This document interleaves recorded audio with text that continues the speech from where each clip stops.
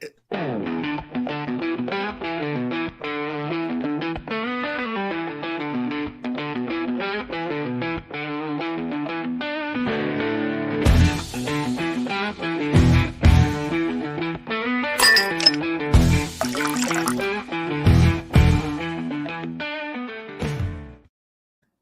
everybody. I'm Mike.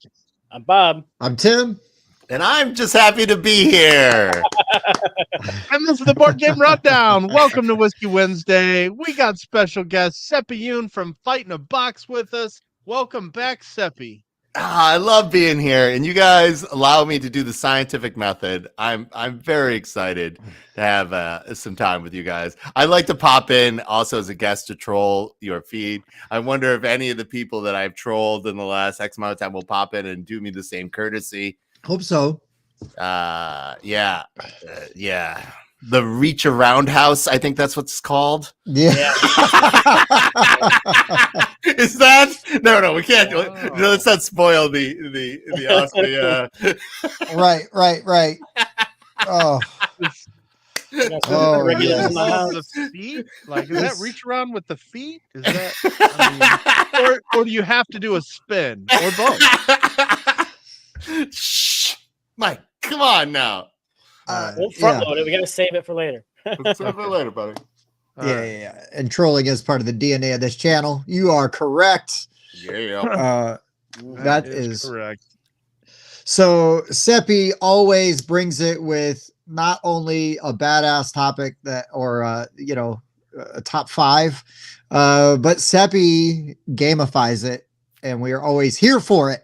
Yeah. So are we just gonna hop right in? No, wait. First, Seppy, what do you got going on in your world right now? We want to know. The retail release for Conquest Princess is Friday. Yes. And if you want to come to the release party and you are in the Twin Cities, that will be on Veterans Day because Seppy is a veteran. Yay! So it is from noon to 8 at Tower Games in Minneapolis. So we'll be doing some stuff there. Maybe some of the local content creators or some of the local publishers will pop in. Who knows? It could just be me playing by myself. Thank you for your service, Seppy. Exactly. Thank you for your OnlyFans service. Every co-op game is a solo game. Are you and Bob gonna cross streams on your OnlyFans channel? Well, worth asking. Yeah, it's a thing. So that is happening. We're really excited about coming into the pipeline for our next title for our February crowdfund as well. And obviously, if you have not checked out, playtesting is in full swing for End of the Line Post-Apocalyptic Family Survival. Otherwise, in other amazing princess news, I will be the designer diary for this week for Board Game Geek. I was honored to be asked by Eric. Nice. It tells you through the 9-year epic of how Conquest Princess happened. The reviews for the game is really, really, really good. The reception has been awesome. It got here on time despite the shipping crisis. The shipping crisis did affect its price, and board game people, like, if there's a title that you've been thinking about and you spot it, don't get it before the reprint, because the reprint might be affected by next year's shipping costs are going to be higher. One of the things that have been blissfully without any major tariffs have been board games for the last 20 years, but it is a category that is going to come under scrutiny. Likely could change. Could change. So keep on thinking about that. But also, there are games that are made locally in some other places. So, think about that as well. But Princess survived it. It got here despite all the hardships that a game could have, being attacked by hate groups. Like all the kinds of things. Sounds familiar, right? And all the kinds of things that it still has persevered, and it is a title that stars all women or non-binary characters doing amazing, like, Sailor Moon meets Star Trek kind of action. Yeah, we're super proud of it. If you did, have you guys seen the mat? Anybody? Did any of you people in your circle get the game mat?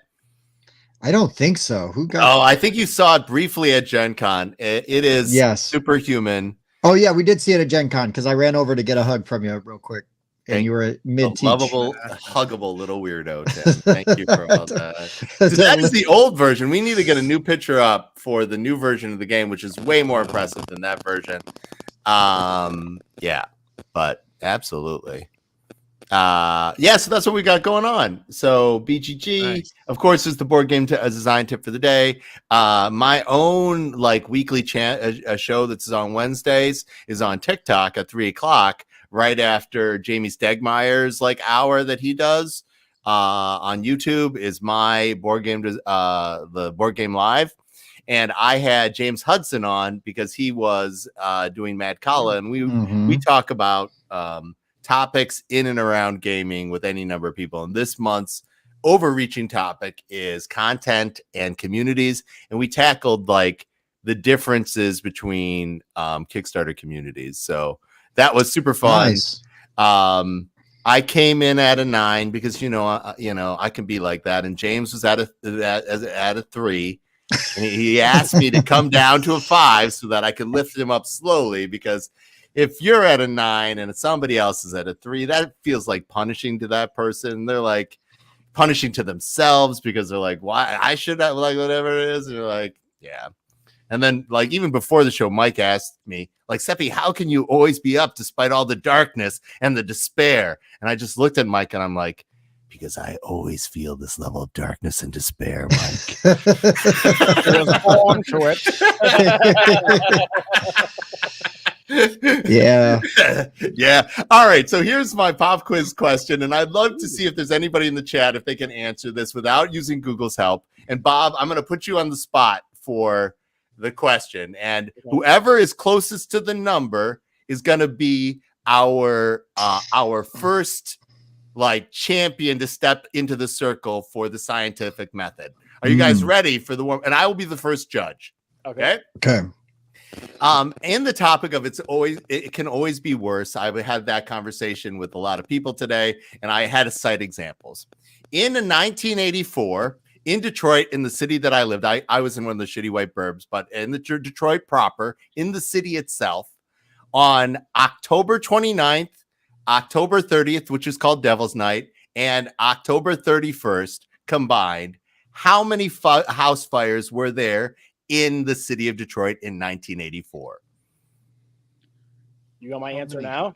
Bob, you will guess first. Okay. Then we will let Mike guess, and then we will let Tim guess.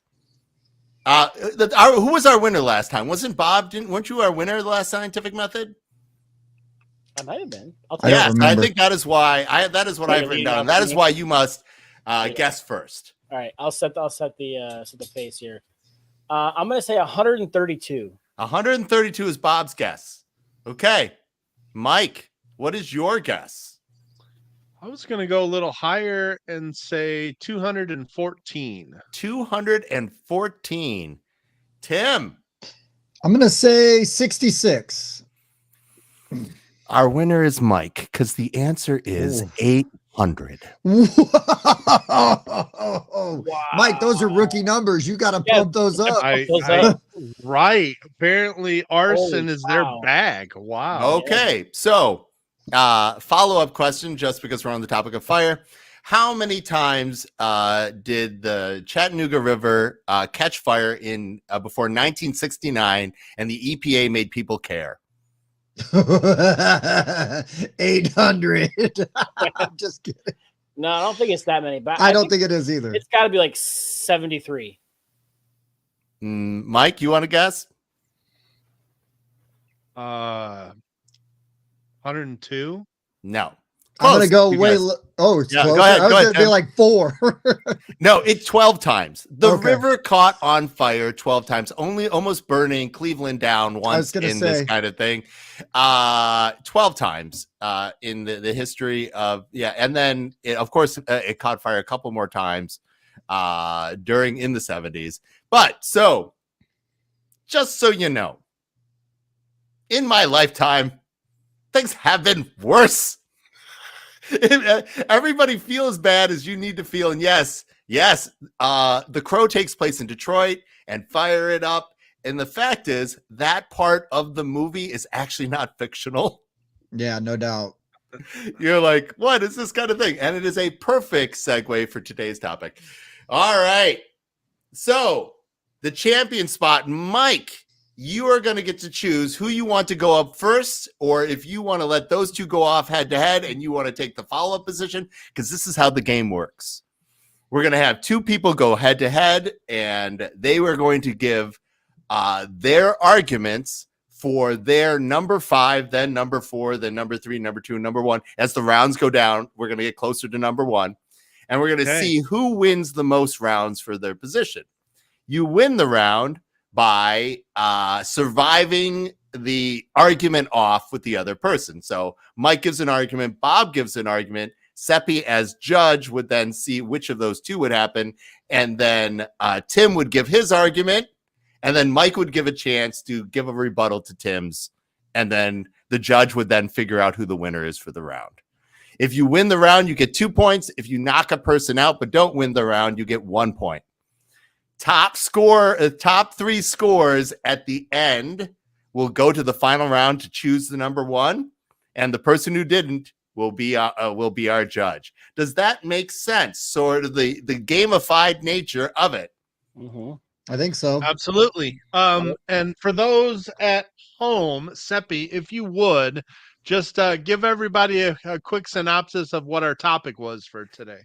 The topic, because we did not know how things were, we picked the best or worst universes to be dropped in as yourself to live in. So if you were spirited away, Izakade, and dropped in, we are trying to figure out by magnitude which is the best / worst to go. So, like, for example, is the Star Wars universe, as you being dropped in, a good or bad place to live in, right? Like, you don't inherently have a high chance to be a Jedi. We're going to argue by that. And then the other person is going to say, well, you thought that was bad. Well, you know what would have been, which is just as bad as, which is just as good as that is bad, and even better than that. I would like to live in this universe instead. Does that make sense? Mm-hmm. We're arguing magnitudes of bad and magnitudes of good. And the universe that is, because good and bad, as we have seen, is very subjective. So we are just going to put them, and we're just going to see amplitudes, like, good, bad, yeah, amplitudes. Does that make sense, Bob? Yes. All right. So, Mike, now knowing the topic and knowing the rules and having first choice in the round, do you want to go first and then thus getting to argue twice? Do you want the rebuttal or the first rebuttal, or do you want to have the second rebuttal? Put it in football terms. Do you want the ball first, or do you want it at second half, or do you want the bye round? Yes, I want the bye round. You guys can duke it out first. All right. So who was closest? Tim was closest in the follow-up question, the Chattanooga River question. So Tim, do you want to do you want to kick off or receive? I'm kicking it off to Hoops. All right, Bob, you must go first. So your number 5 pick for best or worst, best and or worst universe to live in. Which one did you pick and why? So I picked this one because it would just be nice to live in a universe where everybody was just excellent to each other, and maybe party on, dudes. So Bill and Ted's Excellent Adventure would just be a great world just to live in. As myself, it's fine because we're all just, being excellent to each other. So. All right. So that also brings an important rule part. are you going to pick a time range in that universe, or are you going to say all of the universe is pretty good? You're either living in the 90s, which of course is the perfect decade, I set my or watch to San Dimas time. or you're living in the future that Bill and Ted creates. And honestly, like, you can't go wrong. So and the judge will tell you if they're going to knock out points or give you points for picking a time range. It's over. Are you going to pick a time range? Or you like all of the timeline is good or bad? You're like, all the timeline is nice. Yeah, I think after they give their report, all is nice. All right. After the report, all is nice. Well, that is a great start, Bob. You pick something that I would be sensitive to. Bill and Ted's as a number 5 for most excellent. Most excellent. All right, Tim, you're receiving. What do you got that is come either on. so much better to live in? And remember, it's not like entertaining. It's like you could live in there, right? Yeah. So much more so much more better to live in, or so much more worse than that is good to live in. What do you got for me? Listen, I've got, this is in the future, probably 200-300 years, if I'm remembering correctly. I work for a corporation. I work for a big corporation. When Peter Wayland met his untimely death, well, timely by everybody else's accounts, the Yutani Corporation merged with them to form a mega corporation, which then helped speed along not only space travel, but like all kinds of jobs out in the, in space. There's colonies you can go live on. I mean, the galaxy is wide open, and there's steady employment everywhere for all types. So put me, in 22, 29 or whatever. I might skip the trip to LV 426, but I might, work on a space rig or something, or get out on a space station and get some work. Get out in space, man.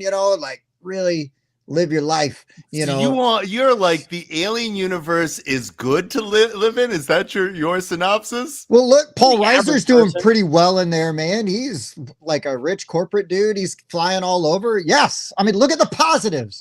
We don't know about the aliens. That's it. So that's a positive. That's a Don't corporate know. secret. What you don't know don't hurt you. You're going to tell me that those corporations aren't looking out for their employees? They need them happy and healthy so that they can keep being productive. Did you watch the movies, Tim? Like, Tim, I love your argument. Your argument style would have won the thing, but your actual subject matter is highly suspect. Like, if you had argued that it was a both, like, depending who you are in that universe, it is best or worst, but you being dropped in as a human of this era into space trucker. Let's go. Space trucker. You don't have any skills for space trucking, and they're not very good about, like, you saw how they treated people and life was very bad. They treated them great. Did you see all the people when Ripley and Aliens, and those were all nice valued and building? trained employees? Did you see what they did to the colonists? Yeah. Listen, they were doing fine. We lost contact with them. I don't know what happened. Was it a bad call, Tim? Was it a bad call? Those people are dead, Tim. Those people are dead. Well, they live on through their offspring. All right, so Tim thinks it's okay because you don't see them fucking each other over for $1. And we could go all the way with me just doing quotes from the movie the rest of the night. So Tim played to all my soft spots and argued so wonderfully, but his argument is so fundamentally flawed. I have to give the I want to see other worlds. I want to travel. I know you want to, but I think it will be fundamentally, they would use you in the worst type of experiment. Corporations would never do that. Listen, they are people too. They are people too, and they vote with their dollars. And they're very important. I love that you are corporations. I'm putting this out into the world now. Yeah, publicly. You are making a video resume. You are making a video resume for the new regime. Good job, Tim. Just in case. Put it out there. So we're gonna give the point. We're gonna give the point to Bob and Tim is going to end up being our judge in the next round. So, Bob, you are going to now face off against Tim. No, Mike. Mike and Tim, you're going to be judged for the next round. At any point during that whole ramble there, did Tim even mention what universe we're talking? I didn't even hear the universe. It's a movie universe. It's the Aliens Prometheus universe. Nobody knows. Oh, wow, man! And the Predator universe is part of that, so it is the Alien Predator universe. Listen, I specifically did not say LA in the early 2000s, late 90s when Predator 2 happened. That was a terrible time to be in that timeline. So specifically, I'm going 200 years. Like if you had argued like it is both best and worst, Tim, I would have given you I would have given it to you because your style with all this, but you did not. You said I welcome my corporate overlords, and there's a real problem with that argument. So we're gonna they're people Mike. too, man. Okay. They are people too. All right. I'm just glad to finally know what we're talking about. I didn't even hear what you can always ask for clarification. Tim, just so you know, I love what you tried to do, and I obviously followed along your entire way. Thank you. And I knew Bob got it too. Yeah. So, yeah. No, so it's great. No, it's great. Massive style points. I ain't mad. Massive style points. But Bob's argument was the complete package. He said Bill and Ted, and I was like, God damn it, I love it. Like the excellent, and he even delivered it. It was good. All right, so imagine you're modern. It's 2024. You're used to the comfort of living in your own home and going to work and making money and coming home and being able to live off of that money. And you get transported to a world where you are surrounded by pirates. Okay. Pirates are rough. They're extreme. They're hardcore. They will do anything. They are ruthless. Now, imagine that those pirates have claws that are the size of your fingers. That's because they're all cats, and I'm talking about the universe of Ahoy Kitten, the board game. And this is good. Are you arguing good or bad? This would be a terrible universe to live in. First of all, you are surrounded by 6-foot felines that are absolutely ruthless and have claws the size of your fingers. Okay. Also, the only way you survive on this ship is by eating fish. And you have to scrounge and scrape and do everything you can to get these fish. And then the second that you're able to hoard up enough fish to bring them back to your boat and have enough to eat, some other pirate comes by and wipes all your fish from you. It is a ruthless, disgusting universe that none of us would survive in. That is why Ahoy Kitten, the board game, is one of the worst sci-fi universes to live in. Follow-up question from me. Okay. Who publishes that game? Mayday. Okay. Bob, you have a chance to rebuttal Ahoy Kittens is way worse to live in than Bill and Ted's is excellent to live in. I mean, the kittens only care about the fish, so you can just find something else to eat and just be excellent to each other. Good luck. Good luck. These are not just regular cats, Bob. There's phone booth time travel. Okay, so you could hijack yourself a phone booth. Oh my God! All right, these are ruthless cat pirates. So, this is a dead heat. Honestly, my bias is, of course, to say Bob won, but this is the board game rundown, and Mike went with the board game and a really strong argument. So I'm gonna give the W to Mike. It's not even a science fiction premise. That's kind of what I was thinking. It is. It's cats that are pirates. That's not a real thing. Only in a science fiction universe can that exist. We're gonna go through a lot of movies. This is the number 5, and Mike always thinks outside of the box. I like Bob kind of in the box. Yeah, like in the box, like the cat sits in the box, and in the little box, like. And so I want to give Mike this win because he really thought about this and the viscera That's of what's being there. scary. In the viscera of being there. That's what's problematic. Is Mike's thought so hard about Mike, this, and that's the best you follow-up can come up question. with. Are you allergic to cats? No. Okay. So that would have been censure if you had, Some cats, actually, yes, but not all. Okay, so you're allergic to some cats. So yeah, we're gonna give Bob scored for knocking out Tim, and that's also one of the reasons. And so we have Mike with the number 5 and Bob with the point. So Mike gets I just want to say 5. one, thank you very much, Seppy, for appreciating the creativity there. Number 2, I don't care what else happens for the rest of the night. I got a point for Ahoy Kitten as a science fiction universe that was tough to live in. I like you really cared about the assignment. And sometimes someone would say, is that really a science fiction universe? Anthropomorphic animals, Ahoy Kittens. That is really a thing. Good job. This is really good. You guys were all thinking about it. I'm in my heart of hearts, Bob probably won, but because this is the board game rundown and not the film nerd hour, I give home court advantage to Mike for his creativity. Like, I'm gonna read my list. Okay. Seriously. No, I'm not judging again unless I don't score any points. So yeah, everybody can read the competition. You guys live here. I'm a guest. I'm respectful to the awesome space and community that you can. I would feel like it's wrong for the rundown community to not get their board game nods. I agree wholeheartedly. Bless your heart, Seppy. Bless your heart. Of course, Mike agrees. Yeah, that's so good. All right, so Tim, you are judge for this round.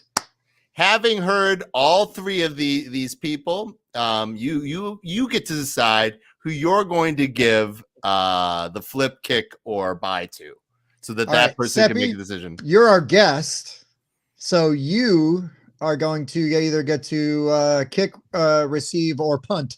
I will kick. I'm an aggressor. Let's go. By far, one of the worst sci-fi universes to live in, bar none, is Fury Road. It is so bleak without any kind of possibilities. And if you are not like an able-bodied male, your life is even worse. Like, there's no food, there's no water, there's no employment, there's no society, there's no morals. Like, if you're not a mechanic, which I'm not, whatever, I'm old, I need bifocals, I have food allergies. Like, this is maximum amount of suffering and then excruciatingly long death from either like exposure or whatever it is. Like, my being dropped in there would make my entirety experience of that just pain and then finality. Like, and almost like a quick death, like a Gila monster biting me or a car hitting me would be a mercy in that universe. And for that reason, I'm going to argue that nothing is as bleak in the number 4 spot or as good in the number 4 spot as Fury Road's Wasteland. Ooh. Now, how do the rules dictate who goes next? Is it Mike since he won the previous round? Or you gave me the choice, so you pick? I would pick. Okay, you pick, please. All right, Mike, you can go up against Fury Road. Well, as somebody that is pretty social, and is very close to his family, I think one of the more devastating things that could happen to me is everybody I know, friend, family, foe, is dead. The only creatures alive are trying to kill me. And that's why I Am Legend would be one of the worst universes to try and survive in, because the second it's dark, you have things sprinting at you trying to destroy you, and you have no help whatsoever. It's Yeah, just true. you and a dog. But your dog can't do anything. It's just you. So not only are you alone, You guys think you guys are heroes during this situation. You are you. I can't do shit about this. Let's just put it out there. I'm toast. I'm so dead. And I don't even like Will Smith that much. Oh my So gosh. just Yeah. kidding. What He's does all that smell? Keep that, don't shoot that green shit at me. All right, go ahead, Tim. So here's the thing, Mike, is Seppi's was going to be near impossible to beat, yet you bring up one of my favorite stories that I read as a kid, written by Richard Matheson, and the Vincent Price movie, Last Man on Earth, legit gave me nightmares because I was so scared of like people that I knew like coming and like bang, because it's like Night of the Living Dead, except they can talk to you and they're taunting you and they're trying to bring you out of your house. We're not going to talk about Charlton Heston's Omega Man.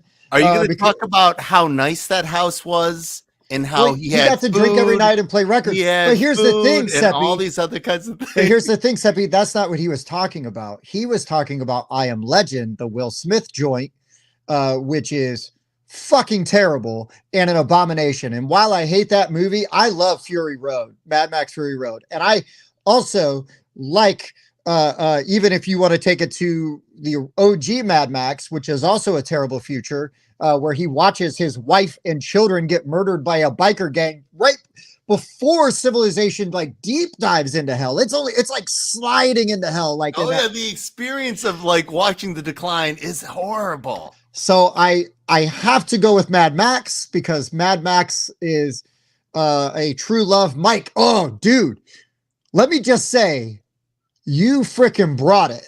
You brought it, and it was tough. But because of that movie that I despise, nay, loathe with like my heart of hearts, and there's not a Mad Max movie that I don't like. I like 2/3 of Thunderdome. There's kind of that boring part where he leaves before he comes back. But like Mad Max 2, Mad Max 1, Fury Road. Road Warrior is great. Yeah. Oh my God. Yeah. Road Warrior. Yeah. Just fantastic movies. But anyways, so Mike, you made it very tough. I thought Seppi, I was like, man, there's nothing Mike can bring. Mike's going to bring some kitty cat claw bullshit and that ain't going to work. But no, he went with a property that legit gave me nightmares as a child. Okay. But Seppi's future is also completely devastating because if you're not huff and chrome and you're an amazing mechanic willing to die, or a woman that is just able to continue to pump out babies, you serve no purpose in that society. And who says that's better? Like, even if you like get to survive, it's lose. I mean, even the whatever they call them, the whatever boys, they got like the big old tumors. Absolutely. Yeah, I could fight off vampires and live with a dog for a lot longer. And now, unlike what Vincent Price had, I've got board games and I can play solo. I like Tim. That is the fact that you referenced the original Vincent Price movie where they're like zombies. I love that. Like, most people don't know how many times that movie has been. So it's definitely a deal. All right. You said this wasn't hardcore movie nerd hour, and I disagree, sir. All right, Hoop, bring it. All right. So yeah, Mad Max, although those are pretty bad. And if I was the chosen one, this world would be pretty bad too, but I'm just me. Odds are I'm still plugged into the Matrix and enjoying humanity at its greatest and finest that it becomes. And I'm just living, enjoying life and eating this steak. And I don't even know it's not real steak. I'm loving it. I'm just living life, the way humanity was meant to live in the late 90s. So for that reason, drop me into the Matrix, plug me in, serving a purpose as a battery. I don't care because I don't know. We're all just a bunch of, electrons and electricity floating around anyway. So your argument, Bob, if I understand correctly, is the Matrix and it's good. It's good as me. If I was a chosen one, it would be just as bad as Fury Road because it would be a hellscape on Earth. But I'm just me, and me, Yeah, but you get to hang out with Trinity. That's not so bad. That's not so bad. And then you get those. I could find the lady in red. You get those those pointless underground raves. Yeah. All right. You blue pill swallowing son of a. Hey, I'm just me. I'm not the chosen one. Okay, I'm just another battery in the machine. I love these. Yes. All right. So, I think Bob completely underestimated the Matrix and not having complete control of where you're dropped in. Who says where you could drop? You could be dropped in at the core of the earth. Who could says you're dropped in and who says your brain, having not grown up in the Matrix, they could actually rewire you so that you could be dropped in as a battery. Like, I would assume they would have to sterilize you, Bob. We don't know where your body's been, let alone your mind. Your Google history would say that would be very bad for the Matrix. So using Seppy's premise, right? The rules of the game, technically, I think this is what Seppy's getting at, is Bob Hooper right now disappears and reappears in the Matrix. You were not born to it and you were not integrated. So you would now enter the Matrix, which would world, not the Matrix itself. So unless you materialize in a pod already, or one of the technically droids grabs you and then decides to harvest you instead of just kill you, to promote it as a positive, I've kind of got to go with Seppy and stay with Fury Road, because your naivety, while charming, will be your downfall. I think you made the right call, Tim. So if I'm understanding the rules correctly, can I give Mike a point because I loved his pick, yet Seppy wins the round? Yes. If I win the total round. Yeah, Seppy wins the total round. Yes, those two tie. You as judge can reward the extra point. Okay, I want to give an extra point to Mike because he made it very difficult. Bob's was easy to dismiss on the grounds of the premise of the game. All right. So right now, after damn you, Mike. I don't want to give you any points. You already got a round. So Bob is going to be our judge for this next round. Bob, just so you know, the score currently is 3 points to Mike, 2 points to Seppy, 1 point to you, 0 points to Tim. Okay. Yep. So, as judge, you get to determine who you're going to give kickoff, punt, or bye to, and then that person will then make their strategy decision based on now that they know who their opponents are. Well, I'm going to give Tim a chance to play catch up and let him decide his fate. All right, Tim, you're the decision. You get to decide. Do you want to lead? Do you want to rebuttal, or do you want to buy? I want to lead. I'm just gonna come out guns blazing. Yeah, let's go. Tim Akimbo. Let's do it, Tim. All right. Let me put you in a universe from a novel which was then made into a movie, a short story, if you will. The second variety. Nothing worse than the United Nations goes to war with Soviets. They have to retreat to a moon base. They're running low on soldiers, so they create self-replicating robots to then kill the Soviets. Awesome. They send them all down to Earth and they're killing the Soviets. The Soviets get to space. Here's the problem is now the self-replicating robots are redesigning themselves without any oversight. And now they are showing up not as obvious, because here's the thing is all of the United Nations people have these little watch bands on them, and that will not be there, so they won't be attacked by the robots. And then somebody from the Soviet base shows up and they need help, and they're like, something's going on. So you send a high-level officer to go over there, maybe one played by Peter Weller, maybe not. And then you go over there, but on the way you find like a little kid and the little kid, as soon as you show up with the little kid, like what's he doing out in the middle of this wasteland? The Soviets shoot the little kid and they bring you in really quick. The little kid was a robot. He was a different variety. He was an updated model, because normally the screamers are these robots that come out of the ground with like rotating blades and they just kill you instantly. Like they detect humans. Well, now they're evolving, and now they don't care which humans they're killing. They're going to try to kill all of the humans, but they're not just little kids and little spiky or saw bladey spinny balls. Now they start to look like people, and it's just going to be bad. I wouldn't last 5 minutes. You sit down on this planet, you don't have one of those watches on, the first variety is going to kill you. And if you do, the second variety is probably going to get you. And if not, the third or the fourth will. Guaranteed. Now, it'd be really cool to meet Peter Weller for like a minute, assuming you don't get shot by the United Nations people right off the bat for being assumed to be a Soviet. But I'm just telling you that the movie Screamers is a terrible, horrible dystopian future, because you can't even go back to Earth because it's overrun with all of these horrible robots. So you're stuck out on a moon base somewhere, and yeah, it's terrible. It's a nightmare. All right, Tim, who did you want to go, your Screamers, to go up against first? Well, Seppy, let's go. Let's dance, buddy. All right, since I went so dark the first, like I like to have my balance.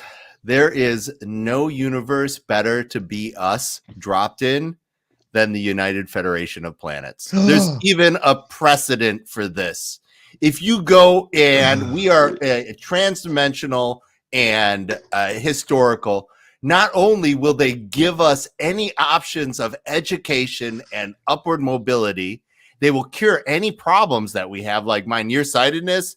You know, I can take whatever red Zantac or whatever the hell it is from, they will fix all my health problems. They will give me a placement anywhere I want, and their only expectation is that I share my time and experiences from my dimension and timeline. They will treat me not only as a citizen, but as an equal and a treasure. And no universe would it be better to be dropped in than the United Federation of Planets. One word, though: the Borg.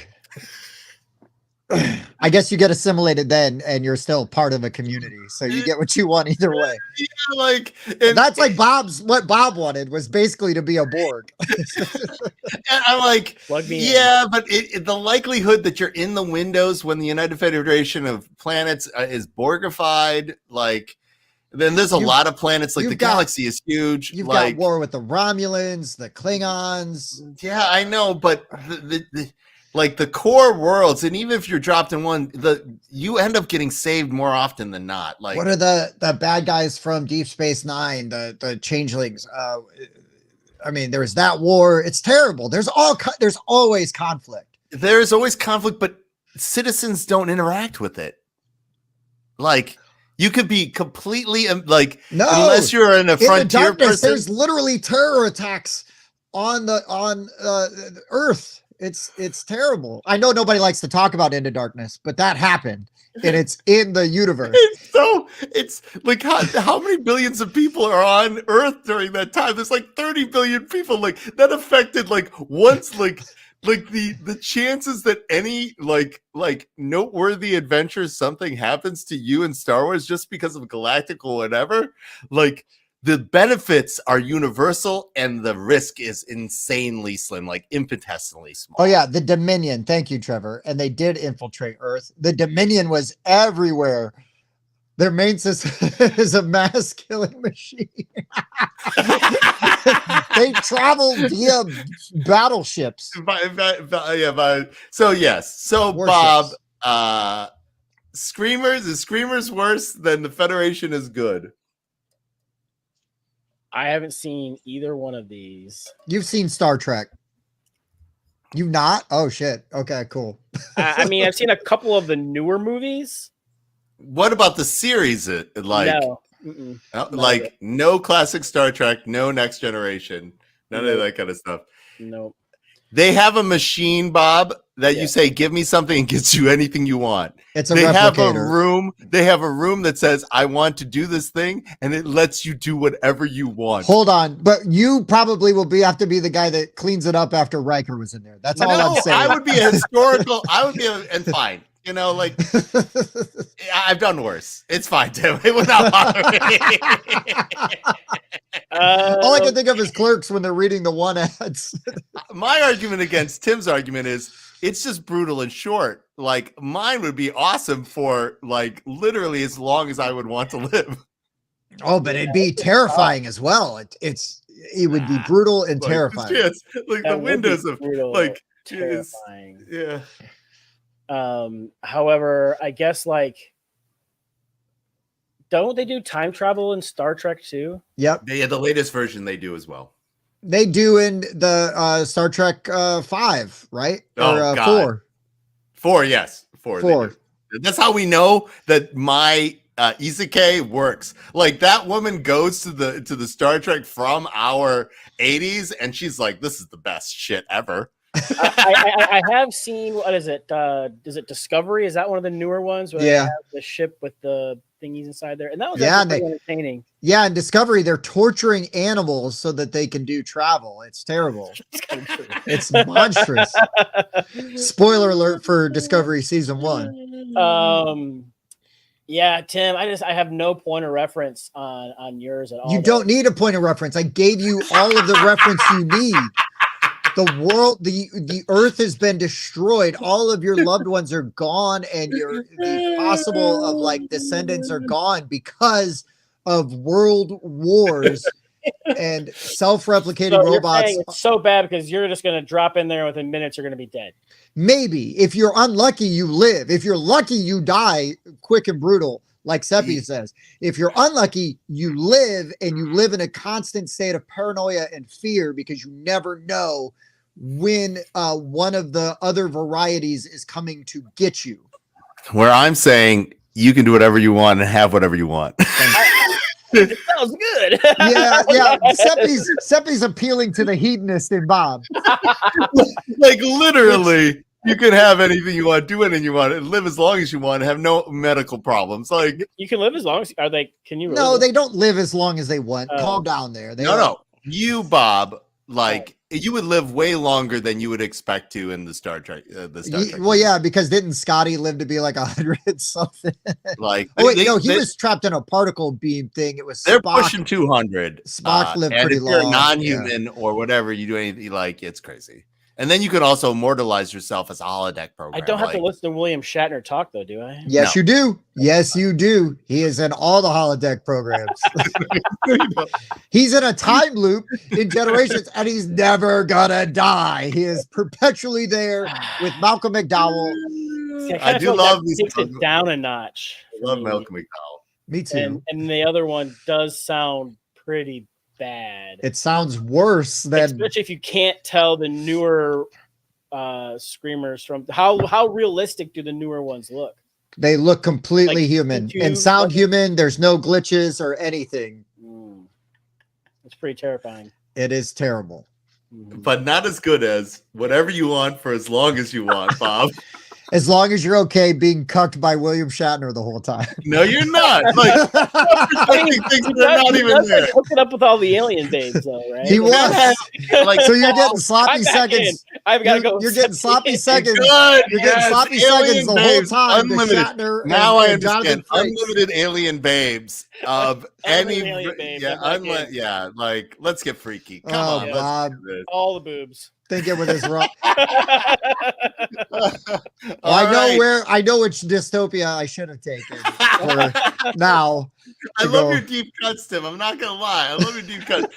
Mike, Yeah, how can you outdo like alien, like unlimited alien sex? Like, how are you gonna? All the Well- holes, all the colors. all the I'd be a little concerned about these aliens and how they look and what they actually enjoy. So I've actually crafted, well, not me, but a director has actually crafted the perfect universe for Bob. Let me lay it out for you. So You are on a spaceship, the Starship Avalon, in its 120-year voyage to a distant colony planet known as the Homestead Colony. But you are one of 5,258 people asleep in a pod when suddenly you wake up. You're not in the Homestead Colony. You're still on the ship, and you are the only person awake, which might sound bad. I understand. Stay with me now. There's a robot that mans the bar, and he gives you unlimited access to the bar. You are solo for a year. However, in one of the pods is Jennifer Lawrence. Jennifer Lawrence has all of the information that you need to know what she likes, what she enjoys, and her deepest desires laid out for you like the rule book of a board game, Bob. All you got to do is read that book and read the instruction manual to the pod to figure out how to wake her up. And then you get 2 full years of complete isolation with an unlimited bar manned by a robot that'll make you any drink you want. And 2 years with Jennifer Lawrence, Bob. The movie is The Passengers. You can't find anything better than that. I mean, you could find a better movie, but I mean, have you're my setting up a rebuttal? nice scenario. Can I have my rebuttal? Go Yeah. for it, Seppy, please. In those 2 years, Bob, you could have sex with green Jennifer Lawrence, squid Jennifer Lawrence, fawn Jennifer Lawrence, like, and you don't have to read a manual. There's no manual. They immediately program to your liking, not hers, and you can just have it your way. Like for the Burger King of Jennifer Lawrence. Oh, I can't take it. Just saying. I was saying, if you're gonna, Did I mention the unlimited drinks? we already covered that I with feel the. like no seriousness, as serious as this get. That in Mike's scenario, I have to be the one that wakes up, not just some other dude asleep in a pod. Right. Yeah. You gotta luck out into that and not just be dropped in the vacuous space. Or Otherwise- like, I'm the pilot. Oh, I don't know what to do. I mean, the other side of it is you might get inseminated by Chris Pratt while you're out. No, here's the Again? thing, though, Bob. Bob, I again? mean, hypotheticals, though. Let's say you don't wake up. You end up on the Homestead Colony, which is said to be a very prosperous planet, more so than the Earth that we've destroyed by then. And we your gotta job there colonize. is to reproduce We gotta and colonize. work to I do. mean, that is your Yeah, job. and you already read the book Tim, on you're Jennifer taking Lawrence. sides. Shame on you. No, I'm not. I'm just pitching stuff. It's just hard to argue with the smorgasbord of poontang that you have offered up. I'm a sucker for a smorgasbord. David, we're pandering to our judge here, okay? Well, no. Well, between the two, it might not look like it, but I'm gonna go with option B. Wait, which one's B? Are you going with Mike's bar? Because you realize mine has a full, a better bar than Mike's, right? Well, tell him who the bartender is, though. That might spoil it for Bob. Uh-oh. Who's the bartender? Whoopi Goldberg. No, you can have any bartender that you want. At one time, if you want Whoopi Goldberg, I don't have to that's sit fine. there and make her listen to. Or All right. So who are you choosing, Bob? Are you choosing unlimited smorgasbord of drinks and whatever, or Settlers of Catan in space? oh dear God, not Settlers of Catan in space. I'm Oh, gonna go- oh, Do they have the View Although playing in on space repeat? is the better version.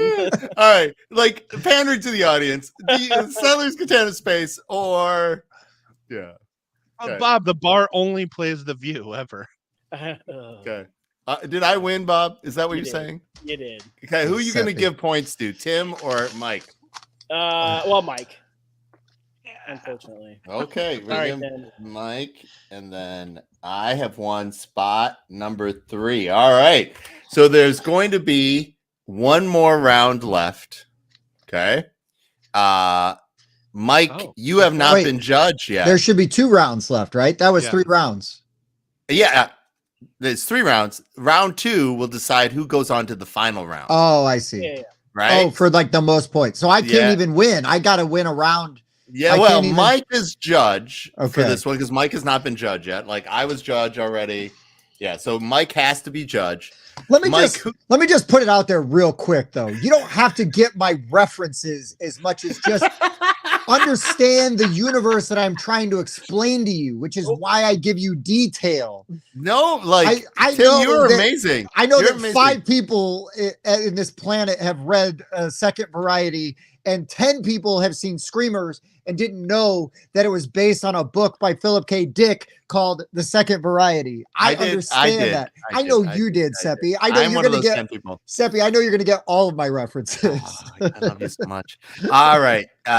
So Mike, as judge, who are you going to give control to? Ooh. So for people who are just catching up and want to see the rules, we are arguing magnitude, best versus worst, sci-fi universes to be dropped into. Okay. And our current score is Mike with 4 points, Seppy with 4 points, Bob with 1 point, and Tim with 0 points. Okay. And this is all for nothing in the last round. So just, we were trying to qualify and we're just going for the gold.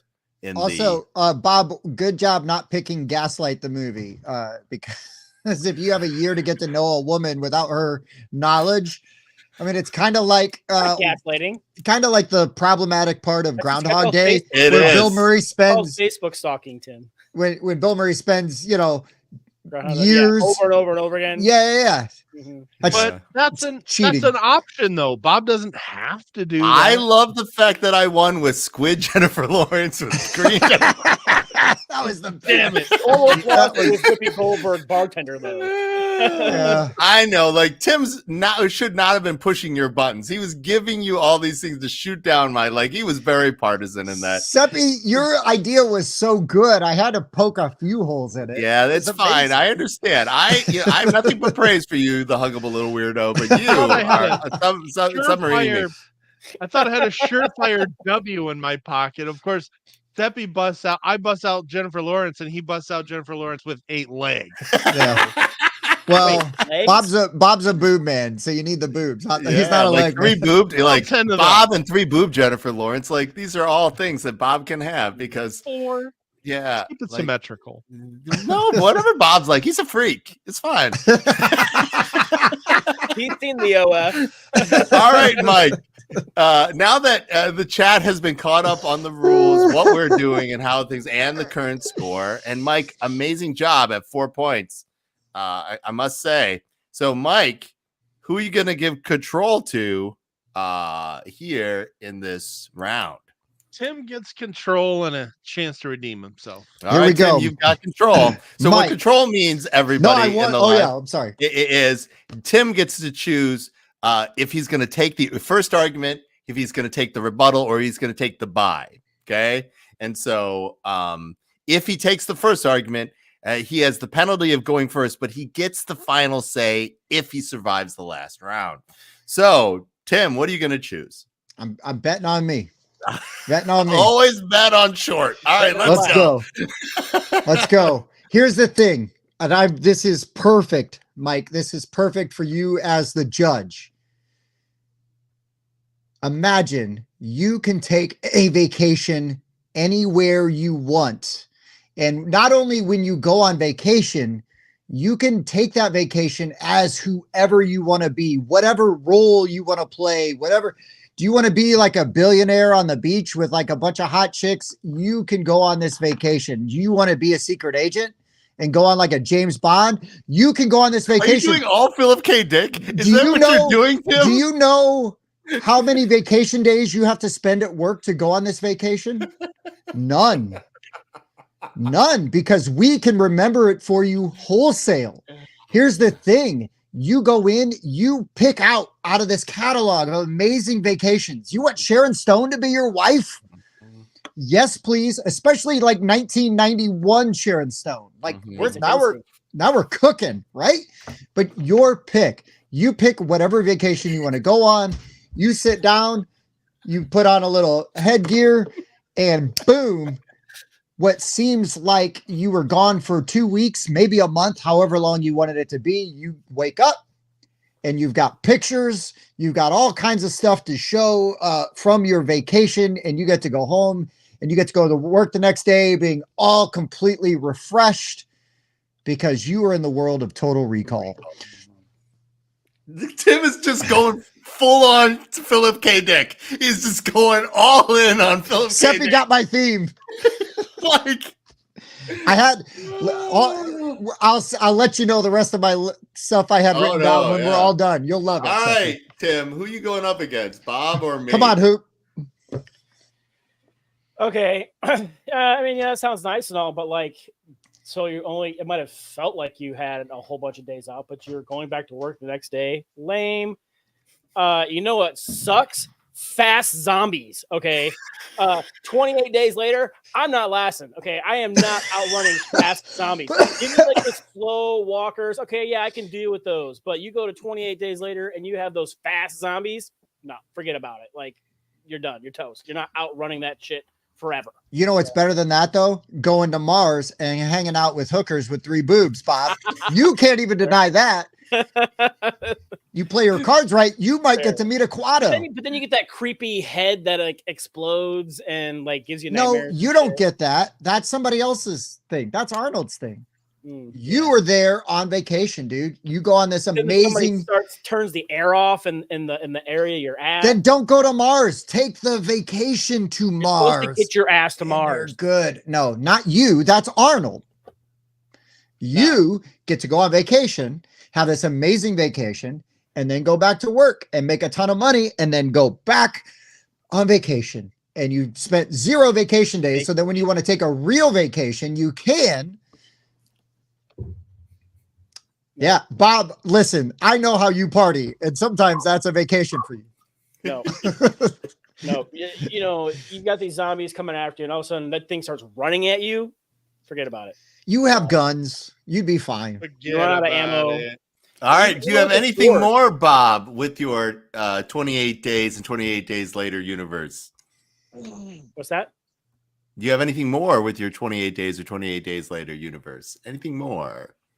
Well, 28 days is a Sandra Bullock movie, and so you meant 28 days later or 28 weeks later, right? There you go, 28. Thank you. Thank you. I mean, you want to hang out with Sandra Bullock while she's in rehab. No, I said 28 days later. Huh? No, I didn't. Oh, Seppy said it. Yeah, no, it's 28 and then 28 weeks. Tim is correct, as always. No, well, if you jump on the Discord, you'll see that. Tim is always right. But yeah, fast zombies, dude. No. Mike. Not fast zombies, global pandemic, is it worse or is it better than Total Recall? Than fake memories. They feel real, Bob. Side effects, hold on, you're the zero side effects. You're the dude that wants to plop into the Matrix. Don't give me some bullshit about not being cool with fake memories. Get out of here. When I was putting my list together, I originally had 28 days later on it. But Tim knows how to pander, and the only thing worse than getting sprinted at by flesh-hungry zombies, the only thing better, yeah, the opposite, right? Like, wait a minute. 28 days in paradise whenever the fuck I want. Yeah, Mike loves to travel. Just think about like Michael go on an Alaska trip. Yeah, think of all the Alaska trips he could take. I'd be standing on a glacier 1 second, and then the next second I'd be in Australia, you know, with Jennifer Lawrence. Petting koala bears. Is that code?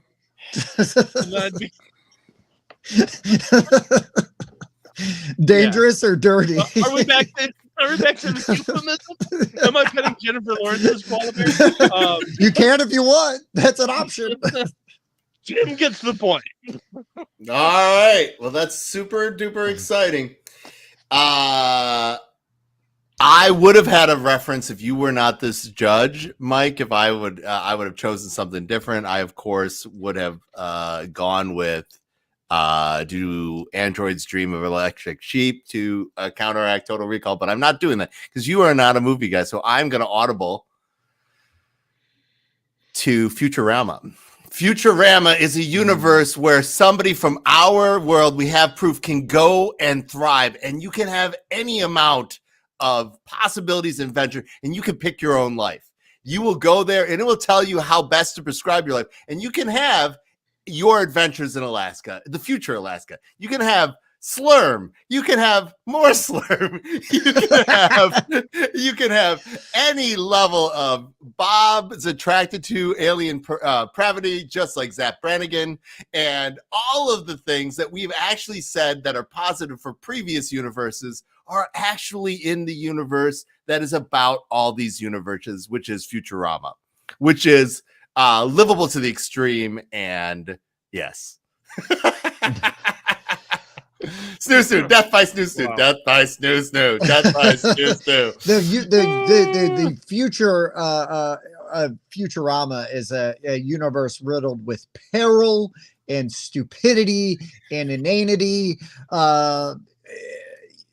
Just saying. That's how I would exist. Like if you drop me in there, I would not be so weird there. Like we're talking about me surviving in this place, and like I'm just as smart as that alien. Like, you know, but I know Mike loves vacations and loves traveling, and he could be anywhere he wants. He could be a delivery boy. He get unlimited vacations. It's so good in Futurama. You make a lot of really great points here, Seppi. Being able to choose to do whatever you want, whenever you want, and even when you want. But unfortunately, not only is Tim due for a point, but also I got my point. But also we're a little environmentally unaware when we talk about the future of Alaska, where the glaciers I wanted to stand on won't exist anymore. They won't. So, That's true. So Tim gets the point. All right. And Mike gets to stand on those glaciers in an right, eco-friendly way. Who you giving, Mike? Who you giving the secondary point to? I still like the idea of doing anything anytime. So Seppi gets the point. All right. Okay, so that puts me there, and that Tim. All right, Bob, that means you are going to, having not won a round, you are going to be our judge in the final round. Okay? Okay. And all the scores have reset. Now we are playing for keeps. Keeps. We're doing one or two things still. No, just one last final round. This is it. Okay. People are bringing their best or worst universe to the deal. Okay. And Bob, since you got snubbed the hardest, you get to give control to somebody. All right, Seppi, you're the guest. Go for it. I'm going to choose the bye.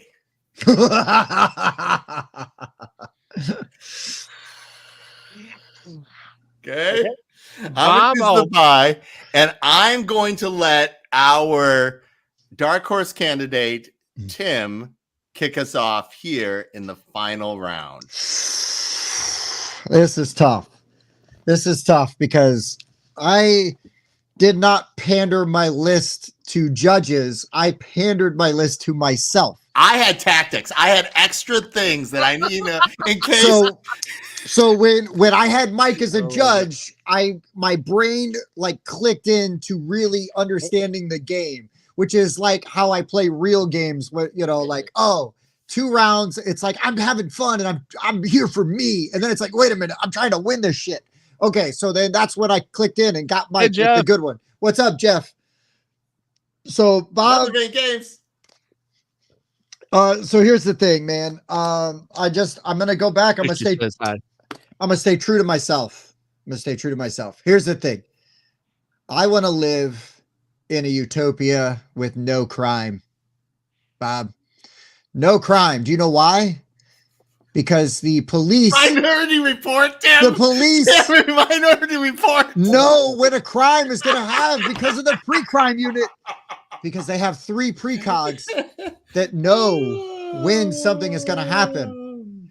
And don't worry about Max von Sydow or, you know, Tom Cruise like chopping the air as he's running. Don't worry about that. You've got self-driving cars. I'm not talking about like Teslas. I'm talking about like really cool self-driving cars. I'm talking about like legit awesome targeted advertising, really cool technology. Living in a future utopia. Again, no crime. You're safe.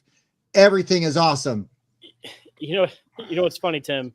What's up? This was on my list, but for a bad thing, because you're basically getting arrested for thought crimes. No. Bob is like, Bob, you're getting arrested for thought crimes. Jennifer Lawrence is like, dude, how many times? This guy. No. Here's the thing: is you don't get in trouble for thinking about committing those crimes. You get in trouble for having the building up the will. No, for building up the will to commit those crimes, because all the precogs are infallible. Right? Yeah, They're we all know infallible. They're always right. Well, sure. These aren't your psychic hotline psychics. I'm feeling an M. Hey, call me, child. Call 1-800. Oh, Dionne Warwick, please tell me about what the future should be. Yeah. This isn't that. This isn't John Edward. This is real stuff. And again, the technology. You talk about Seppy wanting to like have his ailments cured. You know what I mean? Like medical science is advanced to a point where you're healthy. You're going to live longer. It's an open society. You're allowed to do what you want to do within the letter of the law. Don't step outside of that and you're good. But guess what? Like just about everything is legal. Sounds a bit fishistic, but hey. No. I am optimistic. How can this world be wrong? Arguing. Yeah. Let us thanks, precogs. That's all I'm saying. Thanks, precogs. Let us hear what Mike has to offer. Mike, yeah, what Mike. do you got to offer? Bob, I have got the absolute worst board game universe for you to live in. It better not have cats in it again. You going Twilight Imperium? Imagine a world where most everything you do is not actually what you wanted to do. Oh, no, it's arcs. Oh. Imagine a world where the things that you do are determined by chance, luck, and you have zero opportunities to defend yourselves. Is it arcs or eclipse? It's Monopoly. If the chaos theory is at the very heart of your motivation, then maybe you'd enjoy this world. But if not, you're going to be miserable in Arcs the board game. Because in this futuristic war, space-themed board game, you're going to build a space fleet, spaceports and cities, and try to control space territories while destroying other players' ships. Assuming you draw the right card. Because if not, you don't get to do any of that. Oh, that's a cute little space fleet you got over there. Would be a shame if somebody destroyed it. Don't have the card to do that, do ya? Arcs the board game for those that want to do kind of what they thought they would do, but then never actually get to, and then can't defend themselves ever. I'm kind of getting the vibe you didn't spend 10 hours playing this game multiple times until you liked it. Correct. I played, and all of those 10 hours were spent with you, Bob. We shared in the misery. Here's the Would thing. you like to score some points and attempt to win the game Wouldn't based you? on some well-executed plans? Wouldn't you Better rather have the right card? Wouldn't you rather live in a world constructed and designed by Steven Spielberg and futurists, and you've got, again, amazing technology? You don't have to, they have weeded out the bad board games. The only board games that you can find now are from companies like Fight in a Box and Weather Vane Games, and you only get to play fun games because games like Arcs have been weeded out because there's no room for that. Actually, it was a thought crime. Somebody thought that game up and not they a thought them. crime, not a thought crime. That's a different movie. This Arcs was published and was a crime upon humanity. So then the pre-crime units showed up to that who will go unnamed game studio and trashed all the prototypes and said, if you pull this shit again, we're going to throw you in jail.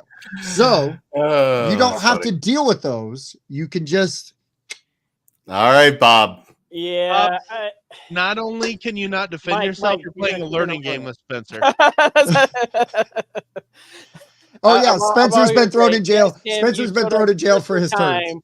To hear Tim lose, because like I said, I literally had this on my list, but I was arguing it for the bad side because I wouldn't want to live in a world where you can't change your mind at the last minute. It's not thought crimes, Bob. That's 1984. You've got the wrong movie. Thought crimes is 1984. You had the wrong movie on your list. Or THX 1138 or Psychopath. The Minority Report, all of the different like thoughts and ideas they had that didn't get reported. Like there's that Minority Report that are crimes that they don't catch, or ones that they do by mistake.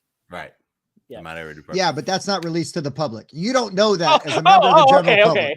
Listen, Bob, there's like two running themes throughout my list tonight. My pitches is humanity's willful ignorance of the dark underbelly of the truth as to what is happening, apropos of nothing, and Philip K. Dick. Oh, that's it. Yeah, that you could have just. That's actually just saying Philip K. Dick. Yeah, also true. Without all the psychedelics, right? Are we ready, Bob? All right. Yep. I bring to you a universe that is both the best and worst. Okay. I bring you the universe of Conquest Princess, where the fashion tyrant Mugaga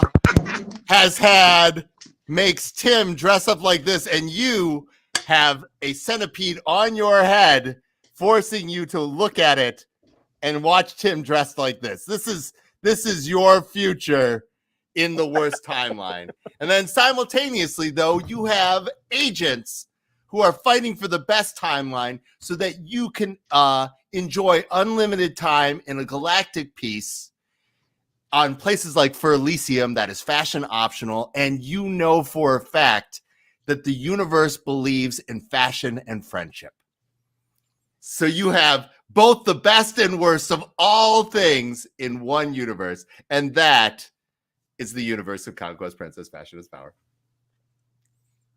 But am I one of those heroes? You get to enjoy it in one shape or form. You don't have to be one of those heroes. You could be Captain Ashi of this world if you want to, Bob.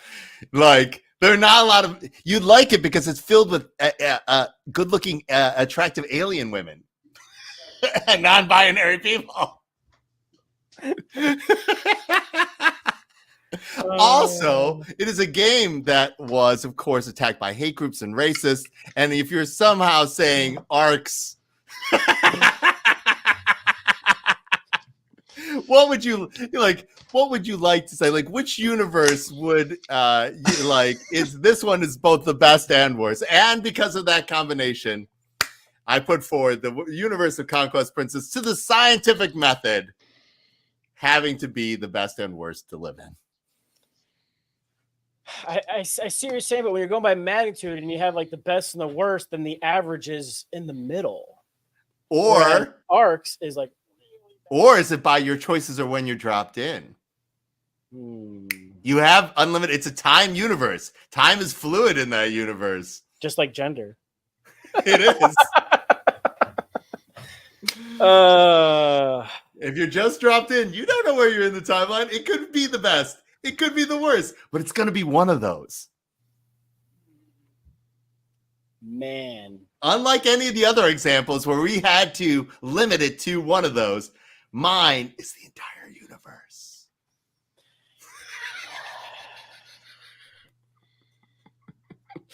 I see what you're saying.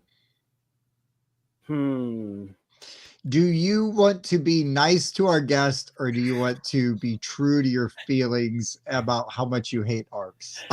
I really don't like it. Just so you know, Uh-huh. for the best worst combo, Bob, Yeah. many of the people who got their Conquest Princess was delivered in a Leader Games box. I have proof. Just so you know, Conquest Princess used entirely reclaimed cardboard to try to save the planet.